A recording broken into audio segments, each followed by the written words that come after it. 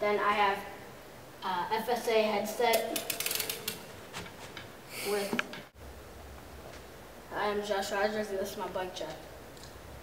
First of all, I have the Colony rebirth frame in 20.75 in Rex Storm. Then I got the Animal stem, I don't know what it is. Followed by the premium whiskey bars in 8 Rise with ODI grips and Primo bar ends. Now the FSA Impact headset, Colony limited edition Ryan Gutler fork. Then I have, in both wheels, I have Shadow Raptor hubs and Shadow Stun rims, and I don't know what type of spokes they are. Then I have Shadow pegs, Shadow little ones pegs, and in the back I have the Animal ASM tire, and in the front I have the Fit FAF.